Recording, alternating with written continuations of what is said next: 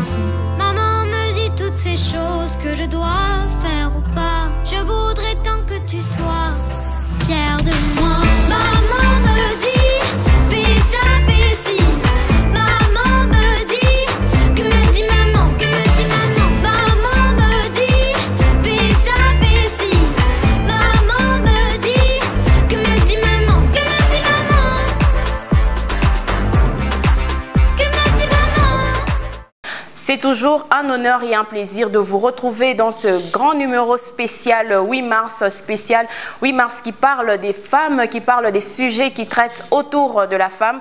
Et spécialement, je ne serai pas seule, je serai accompagnée par des belles dames à qui je dis bonjour et bienvenue à toi, Patricia Mbouyou. Bonjour Suzy, j'ai dit également bonjour à toutes les dames avec moi sur ces plateaux. J'ai dit également bonjour à l'ensemble des téléspectateurs qui sont en train de nous regarder.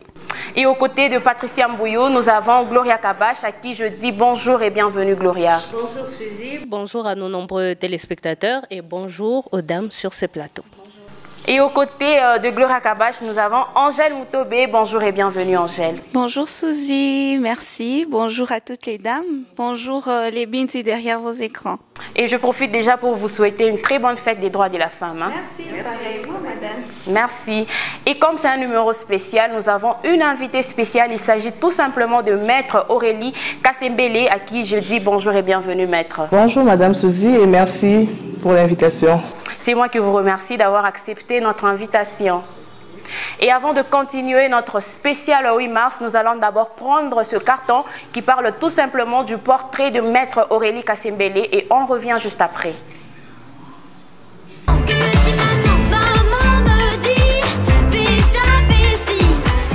Aimables téléspectateurs, voici en quelques mots seulement le portrait de Maître Aurélie Kassembele, l'invité spécial de ce numéro aussi spécial de votre émission Binti. Pour la petite histoire, elle fait ses études maternelles à la Ribambelle, primaire à Noirité, humanités secondaires à Malkiawamani au quartier Kalouboué et universitaire à la faculté de droit de l'université de Lubumbashi. Peu avant d'en arriver là, elle a fini l'école maternelle en 1993, primaire en 1999, secondaire en 2006 et finalement l'université en 2011.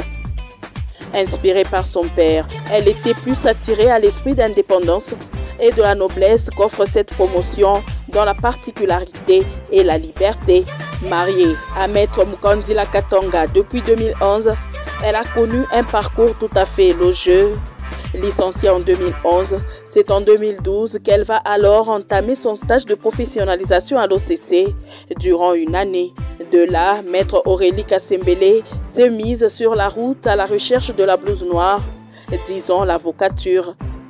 Il faut le dire, elle est au barreau de Lubumbashi depuis le 24 mai 2014, d'où Maître Aurélie Kassembele estime que le Congo est un État richement béni juridiquement et que l'avenir est censé être fluorescent, caractérisé par un véritable état de droit. Pour cela, toute la charge se repose d'une part sur les opérateurs judiciaires et d'autre part sur l'État qui doit opérer des recyclages du personnel judiciaire, son rajeunissement et l'amélioration des conditions de travail du personnel judiciaire. Soucieuse d'une bonne relève, son message est que la jeune fille qui compte embrasser cette profession doit être courageuse, persévérante et surtout dynamique.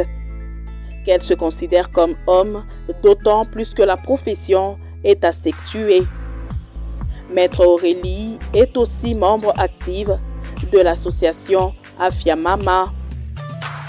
Merci donc mesdames, merci donc messieurs de votre attention aussi légendaire à cette brève présentation de Maître Aurélie Kassembele, notre invitée.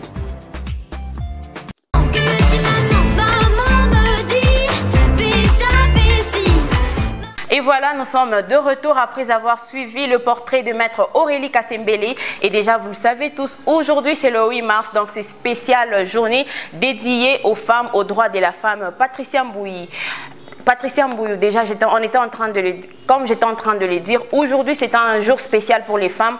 Pour certaines femmes, la journée se limite à être vêtue en pagne, pour d'autres aller boire, aller manger, et la journée passe comme ça. Et toi, qu'est-ce que tu diras par rapport à cette journée ?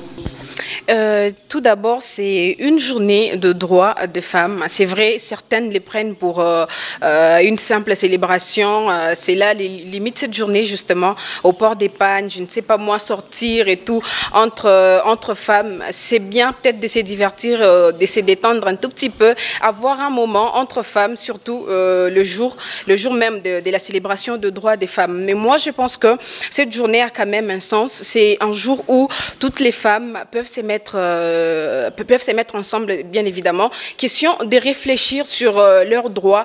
Comment est-ce que cette égalité que nous sommes en train de chanter matin, midi, soir, comment est-ce que les femmes aujourd'hui peuvent arriver au niveau de l'égalité, bien évidemment, avec les hommes. Déjà que nous avons vu le thème de cette année, on nous parle bien sûr de quelques technologies, de l'information, de la communication. Comment est-ce que les femmes peuvent innover au niveau des technologies de l'information ainsi que de la communication? Les femmes peuvent se mettre, par exemple, le jour même de la célébration des droits des femmes, pas seulement le 8 mars, mais aussi tout un mois en train de réfléchir aux apports qu'elles peuvent apporter à l'innovation en termes de technologie, mais aussi à l'émergence et au développement de notre pays. Moi, je trouve que le mois de mars, le mois dédié aux droits des femmes, n'est pas un mois où les femmes peuvent se mettre en train de boire. C'est pas un mois où les femmes peuvent se mettre à sortir, à se faire des photos peut-être et aller pour rentrer à la maison tard, aller même aux limites, au-delà des limites. Moi, je trouve que ça n'a pas de sens même.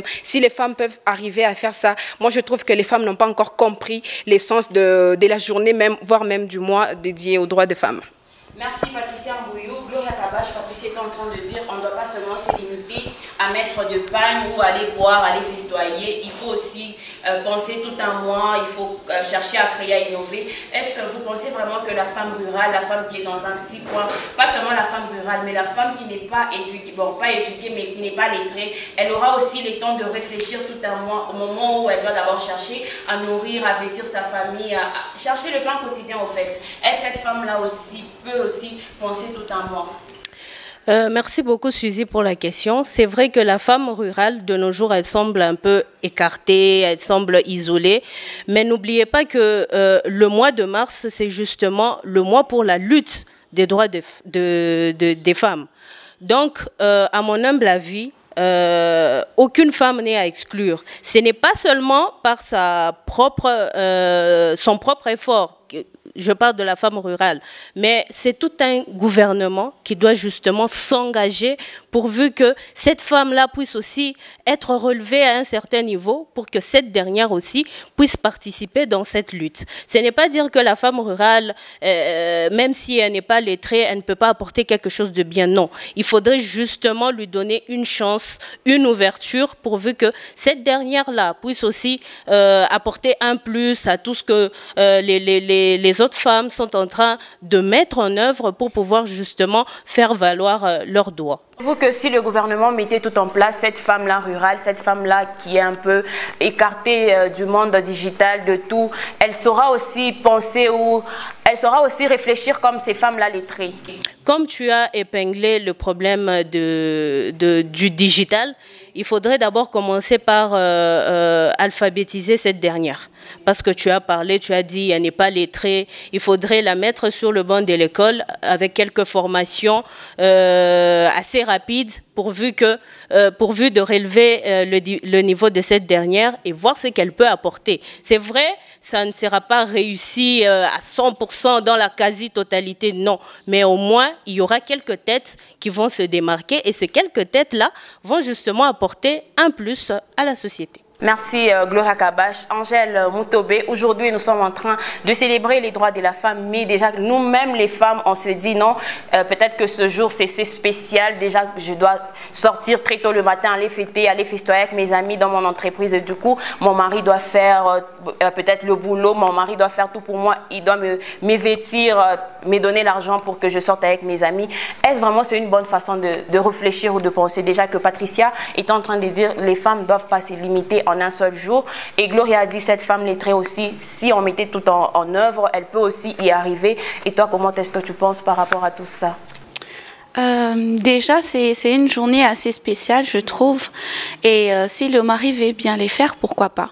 Mais seulement pour moi, c'est une journée qui me rappelle premièrement qu'il y a eu des femmes qui ont été tuées pour pouvoir avoir le même salaire que les hommes. Déjà, c'est une journée qui me pousse à réfléchir. Et par rapport au mois, maintenant, au mois tout entier, ça doit être un mois qui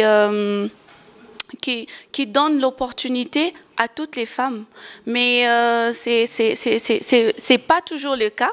Et il doit y avoir normalement des sensibilisations pour les femmes qui n'ont pas les moyens ou qui n'ont pas eu la chance d'être sur les bancs de l'école.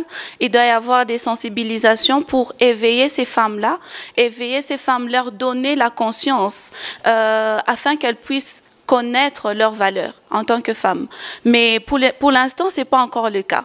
Et pour moi, c'est pas une journée où on doit fêter. C'est une journée, bon, peut-être fêter un tout petit peu, hein, dire que non, c'est grâce à ces femmes-là qui sont mortes pour que nous aussi, qu'on puisse connaître. Mais actuellement, beaucoup de femmes ne connaissent pas c'est quoi leurs droits. La plupart ne savent même pas c'est quoi un droit d'abord. Donc, on subit seulement la société, mais on n'a pas encore la conscience, la vraie conscience de savoir c'est quoi nos droits. Donc, pour moi, ça doit vraiment changer tout ça. En tout cas, pour Angèle Moutobé, tout doit changer. Déjà, j'étais en train de vous l'annoncer au début de cette émission spéciale. On ne sera pas seul ici dans ce beau cadre. On est accompagné par Maître Aurélie Kasembele. Elle est maître au barreau de la province du Haut-Katanga. Maître Aurélie Kasembele, déjà avec vous, nous allons parler de l'état de droit. Vous, en tant que maître experte en la matière, vous pouvez nous donner la définition de l'état de droit pour maintenant arriver à parler du respect des droits des femmes. Est-ce une réalité ou un simple mythe? Merci beaucoup, Madame Suzy, pour la parole nous accorder. En fait, par l'entrée de jeu, je dirais que les femmes et les hommes, ils ont des droits égaux. Les droits égaux, même notre Constitution le dit dans son article 11 et 14, 11, 12, 14, que nous avons tous des droits égaux. Donc, ça veut dire qu'il n'y a pas de droits spécifiques aux femmes et de droits spécifiques aux hommes. Seulement que les femmes pensent qu'à partir du mois de mars, nous avons des droits qui se démarquent des droits des hommes. Non, ce n'est pas ça. Seulement qu'on essaie, à partir du mois de le 8 mars, nous a été donné pour éveiller ces femmes-là, à savoir que nous avons les mêmes droits que les femmes, les mêmes droits que les hommes. Donc nous devons nous relever pour montrer de quoi nous sommes capables sur base de droits que nous avons, le droit à l'éducation, le droit à la scolarité, tout ce que nous avons comme droit, tout ce que les hommes ont comme droit, c'est ce que les femmes aussi ont comme droit. C'est un peu ça. Donc, dire que nous avons des droits spéciaux, non. Nous avons les mêmes droits que les hommes. Et déjà, maître, si on a les mêmes droits que les hommes, pourquoi est-ce que quand c'est l'homme qui bat la femme, la société trouve ça normal? On va dire, non, tu es déjà marié, donc il a aussi peut-être le droit d'être frappé et tout. Pourquoi est-ce que vous, en tant que maître, je dirais comment, vous accentuez pas sur ça, même quand les femmes viennent pour porter plainte contre leur mari? Est-ce que vraiment l'État congolais veille sur ça quand c'est une femme qui est battue? Il y a même celles qui perdent leur vie. Effectivement, l'État congolais punit ces genres de pratiques, seulement qu'en tant que femme, la majorité des femmes ne dénoncent pas. La majorité des femmes ne dénoncent pas. On préfère garder ces histoires-là en famille et gérer entre parents et entre les deux familles. Mais si la femme prenait d'abord ce droit-là, elle se dit qu'elle doit aller dénoncer ce mal-là, l'État congolais punit. Si vous prenez l'article 170 du Code pénal, 171, 172, on parle des violences faites aux femmes et aux hommes même. Donc il suffit de dénoncer. Le juge qui est là au parquet, il ne sait pas voir que dans cette maison, il y a des violences. Si la femme elle-même ne vient pas dénoncer. La femme aussi, les avocats aussi au cabinet, on ne sait pas savoir que non, telle femme, à tel endroit, il y a des femmes qui sont punies, des femmes qui sont menacées, qui sont harcelées. Si la femme elle-même ne dénonce pas. Que la femme ôte en elle cette peur-là et commence à dénoncer tout ce qui est comme violence faite à son égard. Patricia Mbouyou, pensez-vous que les femmes, peut-être qui ne sont pas dans des villes, les femmes qui ne sont pas dans des coins comme Lubumbashi et tout ça, vraiment l'article qui parle de quand l'homme bat sa femme, on doit le poursuivre, on doit le porter plainte. Pensez-vous que ces femmes-là sont au courant de ça? Elles sont, c'est vrai, tu l'as dit tout à l'heure, que ces femmes sont à la recherche de leur pain quotidien, comment elles doivent nourrir leur famille et tout. Moi, je crois qu'elles passent beaucoup de leur temps tout en cherchant quoi mettre sous la dent, question de détenir au fait la famille. En ce qui concerne le droit, l'article, moi, je trouve que ces femmes ignorent un tout petit peu sur ça et je crois que c'est par exemple les devoirs, au fait, la mission du gouvernement par moment quelques organisations de femmes d'amener l'information en ce qui concerne le droit, à quelques articles de droit des femmes, bien évidemment, jusqu'au milieu où les femmes ignorent tout ce qu'il y a comme droit et articles à son égard. Gloria Kabash, pour Patricia, il faut aller avec ces articles-là jusqu'au milieu ruraux où les femmes vraiment ne sont pas informées sur les articles, sur les droits. Parce qu'on voit, il y a même de ces femmes-là qui perdent des vies comme ça parce qu'elle a été battue par son mari, parce que son mari était ivre et du coup son mari l'a frappée. Est-ce que vous pensez que c'est le travail du gouvernement ou vous, en tant que journaliste, vous devez faire vraiment ce boulot-là? Bon, excusez-moi, je pense que premièrement, c'est l'implication de tout le monde. C'est vrai, Patricia a parlé d'apporter des articles et que les femmes comment je peux dire, que les femmes puissent connaître leurs droits. Donc, en cas où il faut porter plainte par rapport à une violence conjugale. Mais je pense que c'est l'apport de tous qui peut faire à ce que le taux des violences conjugales puisse diminuer. Ça commence d'abord par la femme elle-même. Comme Maître l'a dit, il faut dénoncer. La plupart des femmes ne dénoncent pas. Tu peux arriver comme ça, tu vas visiter ta soeur, je ne sais pas moi, ta cousine, tu la trouves l'œil enflé, le nez, je ne sais pas comment, tu lui demandes, non, je me suis cognée contre la porte. Non, on connaît déjà que il y a eu un petit problème, elle a été battue. Mais la femme elle-même, elle ne dénonce pas. Ça, c'est le premier point. Deuxièmement, il y a aussi les contraintes de la famille. La famille va te dire que non, c'est pas bien pour la réputation de ton mari, tu dois être soumise. Il y a même ceux qui vont plus loin pour dire job bukweri dada, job bukweri. Non, bukweri ce n'est pas la boxe, ce n'est pas le catch, non. Ce sont deux personnes qui se sont mis d'accord pour dire que non, désormais nous allons cheminer ensemble.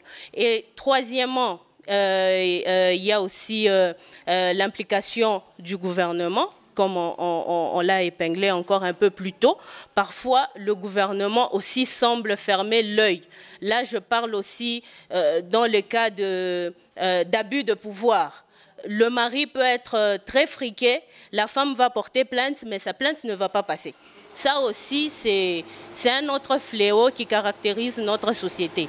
Donc, je pense que c'est l'apanage de plusieurs personnes, notamment la femme, la famille et le gouvernement lui-même. Merci beaucoup, Gloria Kabash. C'est l'apanage de tout le monde, hein, si on peut le... Oui, Angèle Moutobé, comme Gloria Kabash est en train de le dire, il y a de ces femmes qui sont battues à longueur des journées, mais qui ne peuvent pas aller dénoncer leur mari. Pourquoi? Parce que déjà la famille dit donc c'est ça le mariage. Et celles maintenant qui se sont déjà révoltées, celles qui partent dénoncer leur mari, comment est-ce qu'elles vont s'y prendre dans cette société d'aujourd'hui? Déjà que les autres disent, le père de tes enfants, tu les dénonces, donc tu ne l'aimais pas au départ et tout. Nous-mêmes, tes mamans, tes soeurs, on a pu supporter beaucoup. C'est pourquoi aujourd'hui, tu es même née, tu es mariée. Comment est-ce que cette femme-là ou cette jeune femme-là va s'y prendre? Merci Suzy. Au fait, c'est ça même le problème. Parce que nos droits ne sont pas enseignés même dans nos familles, même auprès de nos mamans. Nos mères nous enseignent à supporter, mais elles ne nous enseignent pas à dénoncer certaines choses. Déjà, je peux prendre les cas d'une personne qui s'est fait violer dans sa famille par qui que ce soit. On lui dit déjà, faut pas dire parce que ça va détruire la famille. Faut pas dire parce que ça va faire ceci. Il faut protéger la famille. Mais à quel prix? Vous voyez, si ces choses déjà, on les enseignait chez nous à la maison, dans nos maisons, je pense que dans les mariages ou même dans le travail, dans la vie professionnelle, ça serait vraiment différent. Vous voyez un peu, ça serait vraiment différent parce que j'ose croire que même dans l'ancien temps, c'est vrai, il n'y avait pas ces choses, la femme a droit, la femme a ceci, cela, mais quand même, il y avait quand même de ces familles, de ces hommes qui arrivaient quand même à respecter la femme. Même bien que la société refusait, par exemple, que la femme ne peut pas monter à cheval, il y avait des familles où ils laissaient leurs jeunes filles monter, ne fût-ce que dans l'enceinte. Ça montrait déjà qu'ils avaient quand même un certain respect face à la femme. Comparé à la société actuelle, la société d'aujourd'hui, on continue quand même, on voit que la majorité des femmes continuent à souffrir intérieurement. C'est vrai, aujourd'hui, tu es dans le travail et ton boss te fait ceci. Le premier conseil que tu auras, c'est tu dois nourrir les enfants, tu dois veiller sur ceci, tu dois faire cela. Oui. De l'homme ne correspond même pas au loyer. Exact. Aux études des enfants. Exact. Et tu te dis, bon, ok, je dois supporter. Donc, on nous apprend plus à supporter qu'à dénoncer, qu'à réclamer ce qui nous revient de droit.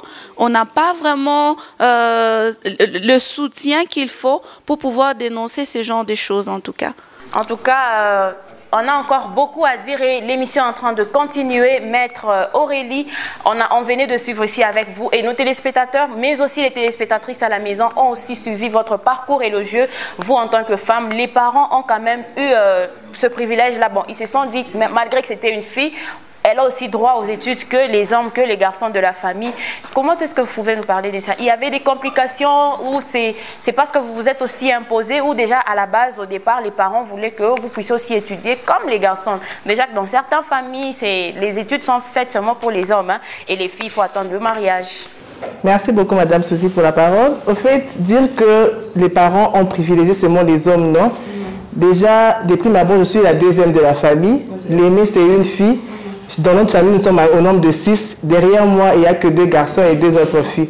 Ce que mon père martelait toujours, c'était de nous dire que je vous envoie à l'école, tous aller étudier. Je ne voulais pas que demain, après-demain, que l'autre ne se retrouve pas, que l'autre puisse dire « Moi, mon papa m'avait haï, il n'a pas payé pour moi les études. » Je suis en train de fournir un effort pour payer pour tout le monde les études, pour que tous vous vous retrouviez un jour. Donc, c'est pour ça que j'ai fait ce parcours-là scolaire, pour dire, on m'a envoyé à l'école maternelle normalement, à l'école primaire normalement, aux humanités normalement. Arrivé à l'université, on m'a demandé ce que je pouvais faire à l'université. Donc, c'est de mon propre choix que j'ai choisi la faculté de droit pour qu'un jour je sois ce que je suis aujourd'hui, avocate. Donc, dire que il fallait forcer pour que je puisse aller, pour que je puisse étudier, pour que je sois ce que je suis, non. Par contre, mes parents m'ont poussé à ce que je sois quelqu'un de grand un jour, que je puisse aimer les études pour qu'un jour je défende mes diplômes. C'est un peu ça. Déjà, nos sincères félicitations aux parents. Hein.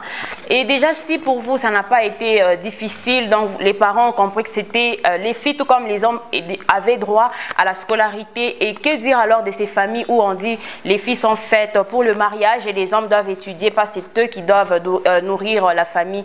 Comment est-ce que la loi prévoit il y a des sanctions par rapport à ça ou la loi tolère aussi ça? Il n'y a pas de sanctions directes en rapport avec ça, mais seulement qu'avec la nouvelle Constitution, elle nous demande d'égalité de droits entre hommes et femmes. Avec cette égalité de droits, donc, la Constitution, déjà, l'État congolais demande aux parents d'envoyer, comme ils envoient les garçons à l'école, qu'ils envoient aussi les filles à l'école. Pour qu'un demain, après-demain, que la fille ne reste toujours pas à la maison en train de préparer, qu'elle sache aussi se défendre. Actuellement, avec le salaire du mari seulement, on ne sait pas nouer les 2 bouts de mois. Donc si la femme a au moins étudié, même si elle n'a pas ce travail qu'elle préférait, mais si elle sait au moins bien réfléchir pour bien se débrouiller, c'est déjà quelque chose de grand. Donc la loi ne punit pas directement, mais la loi demande à ce que les hommes, tout comme les femmes, soient traités de la même manière. En voulant ça, donc on demande aux parents d'envoyer les garçons et les filles à l'école ensemble. Ok, maître, déjà là, en vous entendant parler, il y a déjà une question qui est en train de me venir en esprit. Vous aviez étudié l'école primaire, maternelle et secondaire, tout comme universitaire, et votre mari vous dit non, en tout cas, votre place c'est au foyer, vous devrez rester à la maison pour veiller sur les enfants, nourrir la famille, peut-être préparer, être là pour les enfants, parce qu'on a toujours dit que l'éducation d'une femme qui travaille et l'éducation d'une femme qui est là pour ses enfants, l'éducation diffère. Pourquoi? Parce que la femme sera là en train de voir donc, elle est en train de bien éduquer ses enfants, en fait. Et l'homme se dit, moi, j'irai chercher, toi, reste à la maison. Est-ce que vous allez vraiment accepter que votre homme prenne tous vos diplômes et mette ça à la poubelle? Bon, dire que je vais accepter, non, je n'accepte pas directement. Mais moi, je me dis, c'est un dialogue qui doit se faire avant qu'on se marie. Quand on est encore fiancé, on essaie d'en discuter directement. Tu peux faire voir à ton conjoint que quand tu vas me prendre en mariage, mes diplômes ici, je ne vais pas aller les garder à la maison. Donc, mes diplômes là doivent être valorisés. Il ne faudrait pas que tout ce que j'ai fait comme sacrifice puisse rester en train de préparer les foufous ou bien en train de lessiver. Non. Mais quand j'entre aussi dans mon foyer, je m'occupe de mon mari en tant qu'épouse. Donc, je sais que je m'organise au fait. Je sais que non, ce temps, c'est le temps du boulot, ce temps, c'est le temps de m'occuper des enfants. Je sais aménager mon programme pour dire les devoirs, on les fait à telle heure. L'éducation de l'enfant, je dois suivre ça comme ça, comme ça. Même quand je suis au boulot, je sais savoir que je sais me rassurer que mon enfant à la maison, mes enfants, ils ont mangé, ils ont fait ça, ils ont fait ça. Donc, je suis ces histoires-là de près. Ce qui pousse aux hommes de refuser aux femmes de travailler, c'est le fait que la femme prend son métier et le met en avant. Donc son travail devient, sans son travail, elle ne vit pas. Donc le travail devient en avant. Le mari vient en second lieu, les enfants viennent en second lieu. Non, ce n'est pas ça. Il faut essayer d'aménager le tout, de mettre le tout sur le même pied d'égalité en disant non, le temps de travail c'est peut-être de 8h à 16h. Mais pendant ce temps-là, à 12h, peut-être je dois rentrer à la maison lors de la pause, voir si les enfants ont mangé, s'ils ont déjà fait leur devoir. Le soir, quand je rentre, je dois apprêter mon mari, je dois m'occuper de lui, je dois m'occuper des enfants. Avec ça, je pense que les hommes ne vont pas refuser ce que leurs femmes puissent aller travailler. Mais quand la femme va au travail et oublie ce qu'elle doit faire en tant qu'épouse à la maison, ça devient dangereux pour la maison. En tout cas, Patricia Mbouy, vous aviez entendu la maître Aurélie nous dire que il faut déjà commencer dans le fiançailles, déjà chercher à dialoguer avec l'homme. Non, moi, je préfère travailler. Et si l'homme persistait avec sa décision, en tout cas, moi, je sais que les femmes travailleuses sont toujours à la merci de leur boss, de leur patron. L'homme est catégorique, mais papa, en tout cas, payer ta scolarité. Il a fait de son mieux pour que tu sois scolarisé, pour que tu deviennes quelqu'un à la longue. L'amour va te retenir ou bien tu vas chercher ailleurs?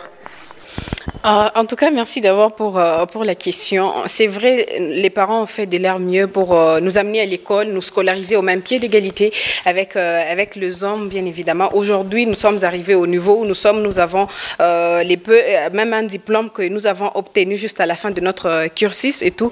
Et c'est vrai, à un moment, on s'est dit à un âge, on doit quand même contracter le mariage et puis nous nous rencontrons un monsieur. Et le monsieur s'est dit, il a une autre vision par rapport au métier des femmes. Il s'est dit, les femmes travailleuses sont toujours à la merci de leur boss, et tout comme tu étais en train de le dire tout à l'heure.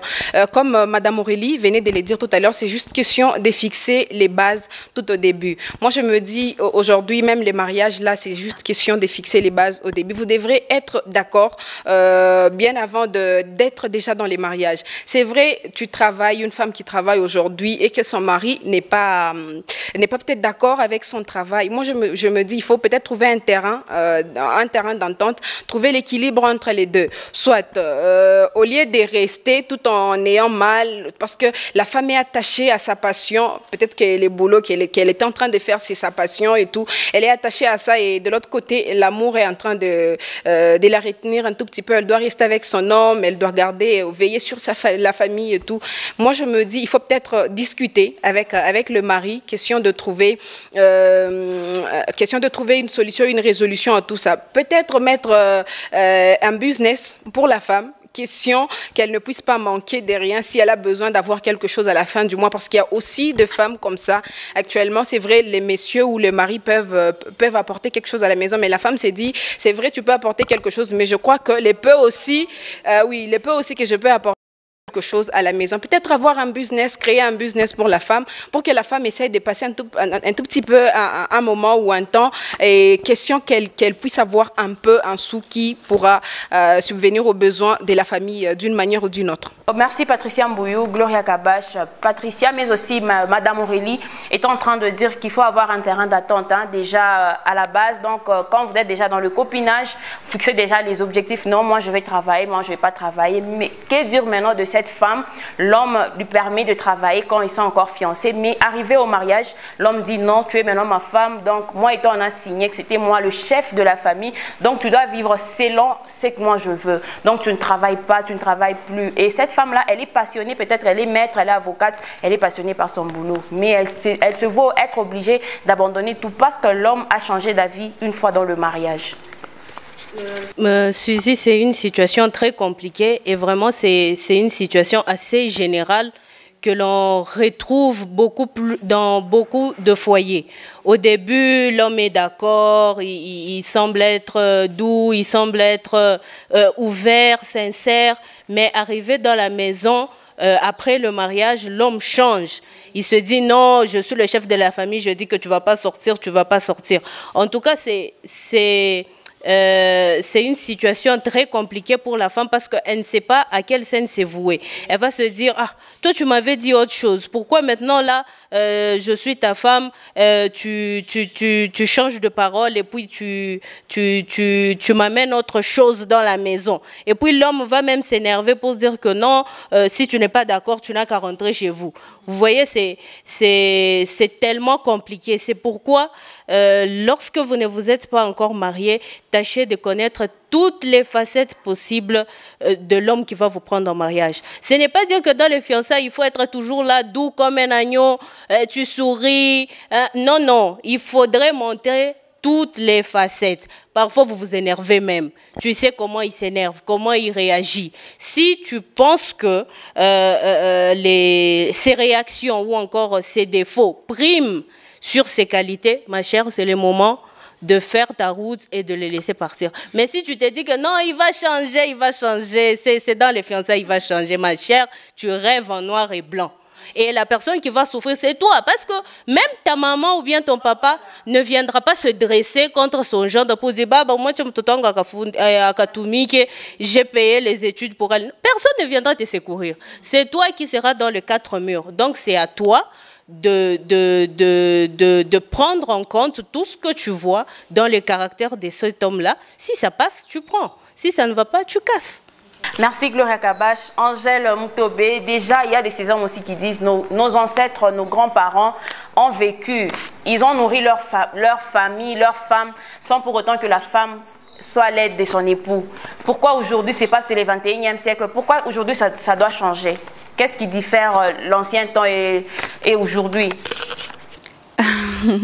Déjà, on n'est pas dans l'Antiquité.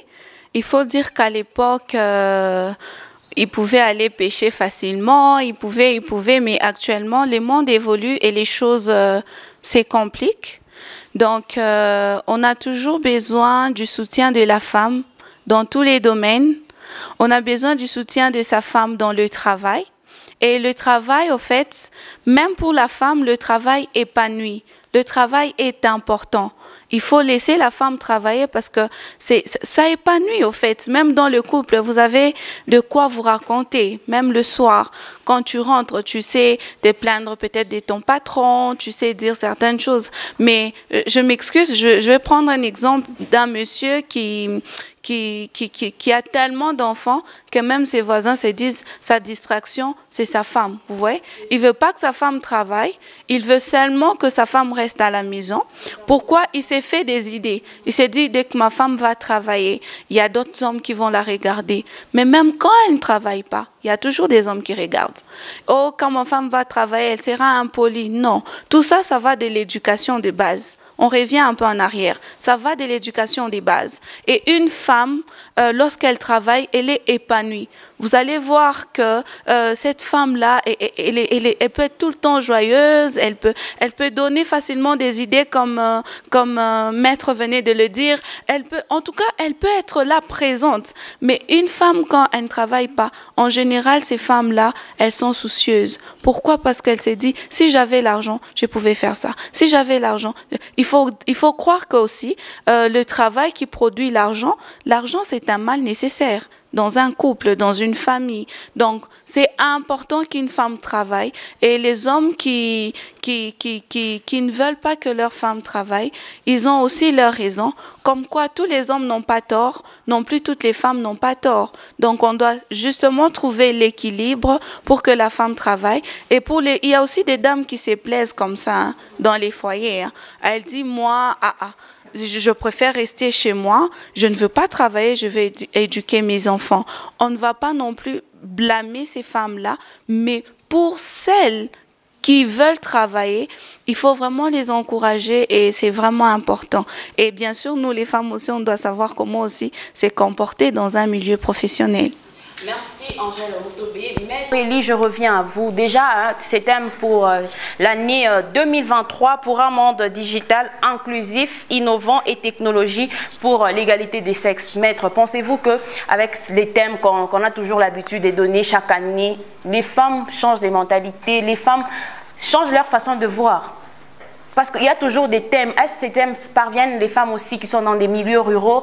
Est-ce que ces thèmes parviennent des femmes qui sont dans des milieux reculés? Comment est-ce que vous pensez par rapport au thème que le gouvernement met à la disposition des femmes chaque année comme ça? Bon, par rapport au thème que le gouvernement nous met à notre disposition, moi je me dis, est-ce qu'on tient compte de ces femmes-là, des milieux ruraux, est-ce qu'ils comprennent réellement, est-ce qu'ils comprennent réellement les thèmes de l'année? Eux, ils pensent que c'est la journée c'est le 8 mars, il faut aller fêter, il faut mettre les pannes. Moi je me dis, pour mettre des thèmes, il faut faire comprendre aux femmes qu'elles ont d'abord les mêmes droits pour commencer à mettre les thèmes. D'abord, la femme ne connaît même pas qu'elle a les mêmes droits que l'homme, mais vous lui mettez les thèmes de numérique. Donc, elle connaît d'abord ses droits, je dirais quoi, les droits prénuptiaux, si je peux dire ça. Elle ne connaît même pas ces femmes, ces droits-là. Mais vous lui mettez déjà des trucs de numérique, innovation. Comment voulez-vous qu'elle puisse connaître l'innovation, elle puisse connaître le numérique au moment où d'abord les droits qu'elle doit connaître, les droits à l'éducation, elle ne connaît même pas. Elle sait que la femme, c'est se réveiller le matin, aller au champ, couper le bois, venir préparer pour son homme à la maison. Donc, essayez de commencer, avant de mettre, moi je proposerais, avant de mettre un thème, de vulgariser sérieusement ces femmes-là des milieux ruraux afin qu'ils connaissent d'abord qu'en tant que femmes, ils ont les mêmes droits que l'homme. En tant que femme, ce que l'homme peut faire, la femme aussi peut aussi le faire. Pour commencer à mettre le...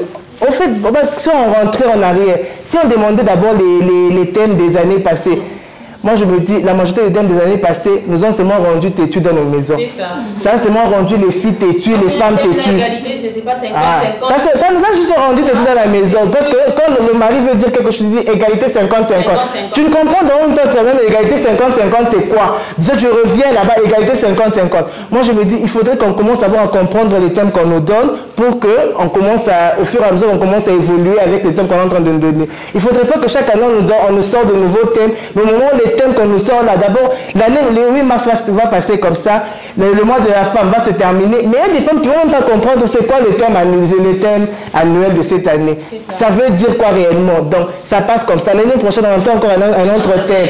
Donc, il faudrait qu'on sente vraiment que les thèmes qui ont été donnés par le gouvernement est vraiment connu et a été maîtrisé par les femmes elles-mêmes pour que l'année prochaine on puisse évoluer. On est en train d'évoluer avec les thèmes, mais les femmes elles-mêmes n'évoluent pas tellement.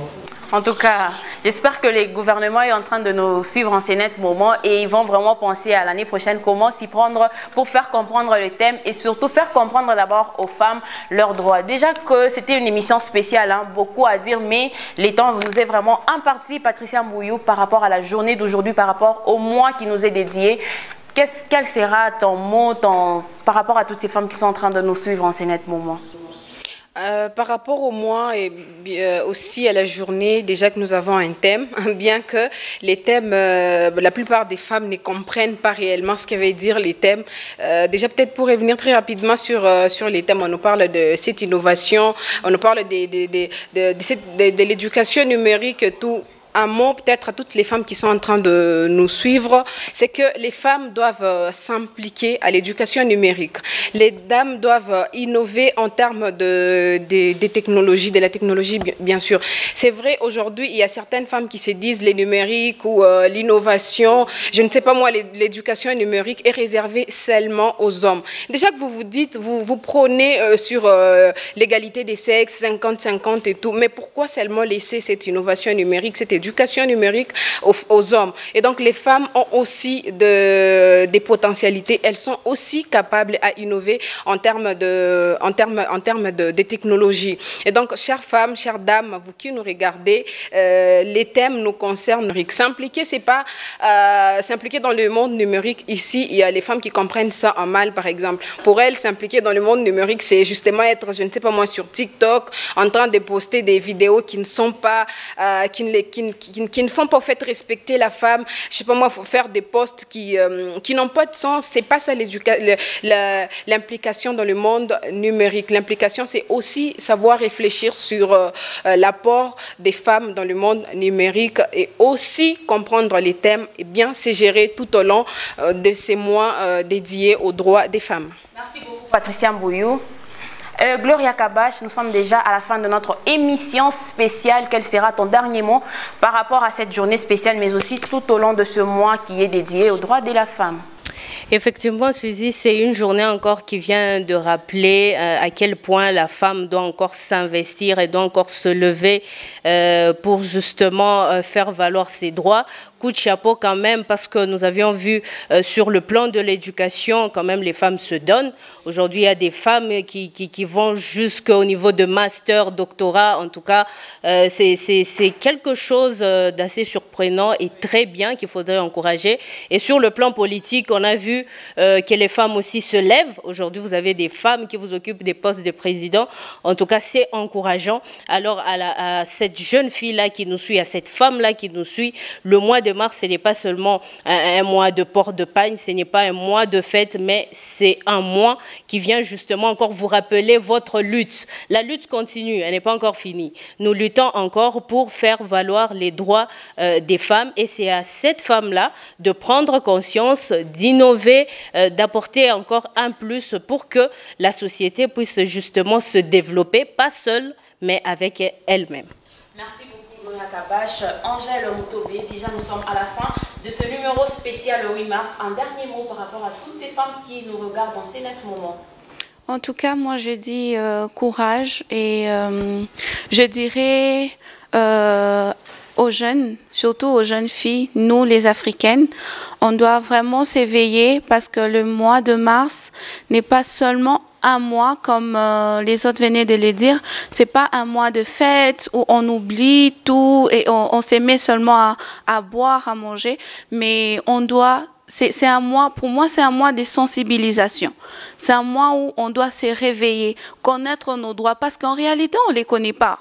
On doit connaître nos droits, on doit sensibiliser les autres qui ne connaissent pas encore leurs droits afin qu'on puisse évoluer. Parce que comme Maître venait de le dire, les thèmes vont tellement changer, mais nos mentalités ne vont pas changer. C'est un peu ça. Merci Angèle Moutobé. Maître Aurélie Grande, a vraiment été notre joie de vous avoir sur ce beau cadre, sur ce beau plateau. Quel sera votre dernier mot à toutes ces personnes, à toutes ces jeunes filles désespérées qui ont envie d'innover, de faire mieux, mais parce qu'elles se sentent limitées, elles se disent je peux travailler, je peux faire mieux, mais peut-être que le mari qui va m'épouser ne va jamais accepter que j'aille loin, que je travaille. Du coup, je reste seulement comme ça et je n'innove rien, je reste comme ça. Quel sera votre dernier mot par rapport à tout ça? Merci Madame Suzy. Comme dernier mot, je dirais que la femme doit d'abord ôter sa peur. Les femmes ont vraiment peur de commencer quelque chose. Il faut d'abord ôter cette peur-là pour commencer. Et puis, à l'État congolais, de multiplier les stratégies pour vulgariser réellement nos droits, pour vulgariser réellement les droits de la femme et des hommes, pour pousser la femme à se réveiller réellement et à faire ce qu'elle doit faire en tant que femme et à faire ce qu'elle doit faire en tant que citoyen congolais. Donc, ce qui nous retient encore plus, c'est la femme est capable de faire trop, mais à un certain moment, elle a peur. Elle a peur d'oser. Elle se dit, bon, je peux commencer, et puis j'aurai un mari, il viendra arrêter. Commence d'abord. Peut-être le mari que Dieu va t'envoyer ne va pas venir t'arrêter, il va venir t'aider dans ce que tu es en train de faire. Mais si tu avais refusé de commencer, tu trouves aussi un mari qui vient aussi t'enfoncer dans ce que tu avais fait, tu ne voulais pas commencer. Donc, tu n'avances pas. Mais si tu penses faire quelque chose, commence d'abord cette histoire-là avec l'aide de Dieu, avec l'aide du mari que tu auras. Tu vas émerger, tu vas aller de l'avant.